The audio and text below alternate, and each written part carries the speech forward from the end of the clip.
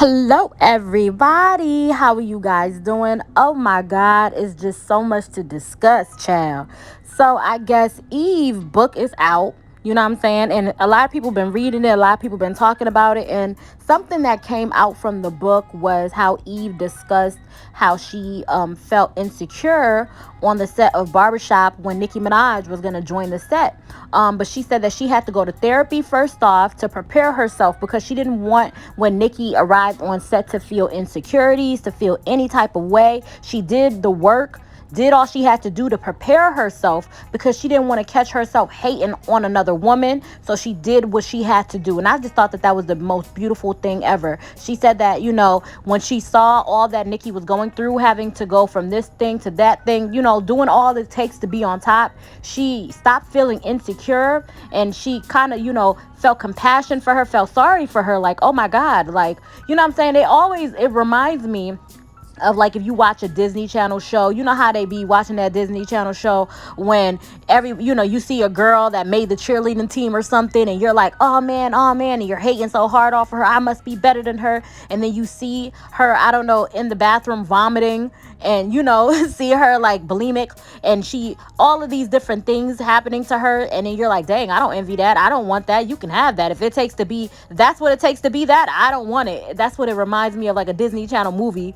of something like that, to where you see what it takes to be the best and you're like, yeah, I remember going through that. I remember feeling like that. You keep that. I don't want that, and it showed so much amazingness, so much mature womanness for her to come out and say, hey, at that moment I felt insecure. This is what Eve said on starting therapy after finding out Nicki Minaj joined Barbershop. She said, I've lived through what happens when women project their own insecurities onto other women. It's happened at the start of my career and continued in waves as my fame grew. I wasn't going to be that woman to someone else, but in order to do that, I had to physically and mentally prepare myself. Nicki and I were actually fine on the set. We got along well and shot our scenes together with no problems. It was nothing like what I had expected, but again, I am thankful that I prepared myself for it. Eve continued, she said, I'd see her writing songs on her bus in between takes, hurrying off set to go hit some show dates over the weekend, and then come right back on set for these 12 to 6 hour shootings, all while trying to hold together her personal life and her relationship. It was at that moment that I didn't envy her and I kind of wanted to give her a hug. I thought I was going to resent her, and really all I felt was compassion. I remember being that person, the girl who felt like she had to do it all, the girl who was pressured to do it all because it was all eyes on her. Instead of feeling insecure around Nicki, I started to sympathize with her. I guess Nicki Minaj heard about the kind things that Eve said, so she did an open letter for Eve, and the public was privy to read, right? So I'm in the public, and I read this. She said, Dear Eve, the various things you shared recently are groundbreaking, in my opinion, for so many reasons. First, thank you. The level of grace, the level of emotional and spiritual maturity it takes to be this vulnerable and transparent is a sign of true peace, happiness, fulfillment, and mastery of self. Self-reflection at its highest. I always say that I think accountability is the sexiest trait a person can have.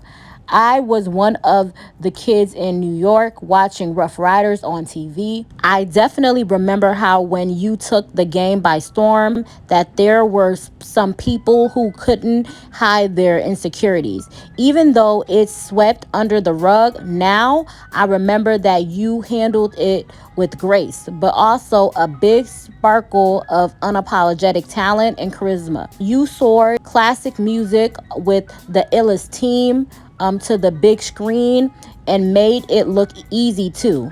Trendsetter, the Eve blonde shortcut, the Eve paw print that's on your chest. I was so nervous coming onto that movie set every day. You look like a pro, and I admired that so much. Thank you for trying to not do to me what was done to you. Women feel so much pressure to compete, and it's a shame because we usually have so much in common and could really benefit from one another just as human beings. We all share so many of the same experiences as artists, wives, moms, ups and downs, anxiety, etc. I remember telling a friend of mine that I didn't think you liked me after our first day on set together, but you know something crazy? I swear I knew that you could tell deep down inside that I really liked you, so you went easy on me. LOLs. Love the way the movie turned out. Blessings to you and your beautiful family. Congratulations on your new book as well and all your many accomplishments in hip hop and film and TV. P.S. You still look so pretty. Eve responds back to Nicki. She says, Dear Nicki, thank you so much for this. I really appreciate it. I have nothing but respect, and I'm so proud to have seen you grow from strength to strength over the years as an artist, mom, and always stayed true to yourself. Lord knows it's not easy for us, y'all. Thank you for all the kind words and blessings to my family. It goes without saying the feeling is mutual. Eve. Now, this isn't the first time that Eve has something positive to say about Nicki Minaj. A lot of people are bringing up an old interview to where Eve spoke on Nicki Minaj and a little bit about Doja Cat. One of the fierce wordsmiths on the planet, Nicki Minaj burst on the scene with 2010 Pink Friday at a time when female MCs were missing from the mainstream hip-hop. Since then, she scored 133 hits on Billboard chart, including Starships, Anaconda, Super Freaky Girl. Her wordplay is incredible. She's just a great lyricist, and no one can take her on. Anything I've ever heard her on, like that guest verse on Kanye's Monster, she murdered it. She's always very smart about the industry, knowing what's coming and capturing the moment. She's done a great job building her fan base, the Barbz, and knowing where the generation was going. Being a female rapper or even a female pop star, it's easy to get put into a box, and sometimes you have to do drastic things to break out of that box. I think both Nicki and Doja Cat, who I'm a big fan of, are really pushing to be the artist they want to be, and that's dope. No matter what industry you are in, if you have been at a place in your life or your career where you may have been that one, that person, that thing, and someone comes in and it's, of course, we're human. Right. Of course you feel insecure. Of course you feel protective. Of course you feel, wow, do I still belong here? What is going on? I felt like it was important for me to write because it also talks about a time in my life where I wasn't going to those tools of drinking and doing other things to help me cope with my anxieties. I had to go to other modalities like therapy. Yeah, and then, and as people will read, it all was my stuff. It has nothing to do with her. It was all these things coming from the industry, I think also had a lot to do with it, of being the one female. I was even thinking, I guess I was holding on to that. Thinking like, well, how can she be here and how can I be here? Which is stupid, which is so dumb. We questioned putting that in there, but I'm glad I did. I'm glad you did. Yeah. A lot of Barbz are saying Eve is outright saying that they're a hater. And it's just like, what? They're like, yeah, Eve is saying she's a hater. She's out here saying she's a hater and, came into the picture being a hater and blah, blah, blah. Because a lot of Barbz are immature. A lot of Barbz they don't get it. You know what kills me about the Barbz is that they scream up and down all day how this girl, that girl, all the girls want to be like Nicki Minaj. All of the girls envy Nicki. All of the girls, want to steal her swag and all of that. And all the girls are inspired by her and all of these different things. But when a girl steps forward or a woman steps forward and say, I felt insecure. All of these things Barbz accuse all of these other rap girls of, and these girls have not fessed up to it. One woman comes and say, I did feel like that. I was, and they want to, bully or be so mean to that person or be so just crazy to that person for expressing something that the Barbz want the other girls to express. But you guys are not creating safe spaces spaces for women to say, yes, I was insecure. Yes, I felt some type of way about her. Yes, I felt some type of way about her success. Yeah, I felt this way or that way. And me being a human, me being a woman, it's common for people to feel that way. Y'all not creating safe space. But if a girl say that she feels a certain type of way, y'all want to be mean. Y'all want to be, vindictive. Y'all want to be bully energy. Y'all want to just, just be negative. And instead of creating safe spaces so women can come forward and say, hey, this person being the up and coming girl makes me feel a certain type of way. There's a lot of people that say that that's what's going on right now between Nicki Minaj and Cardi B.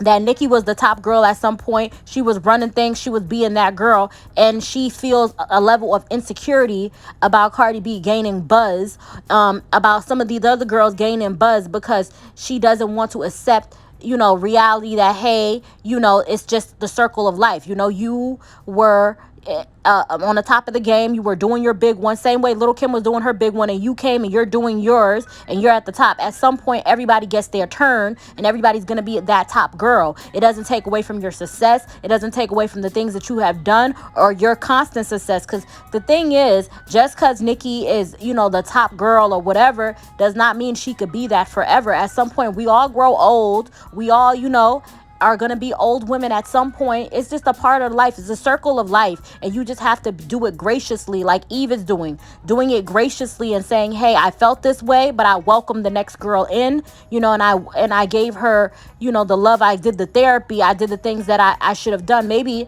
that message came at the right time. Maybe Nicki needs to know that, hey, you could get some therapy and you can get some help and you can get the things that you need so that when the next up and coming girl is coming and saying, hey, here I am, then, hey, it could be a positive conversation. You can understand where the next girl is coming from. Maybe this could be a lesson for Nicki, and Nicki can take on that spirit of envy that we all experience because we're all human. That spirit of jealousy that we all experience because we're all human can go away.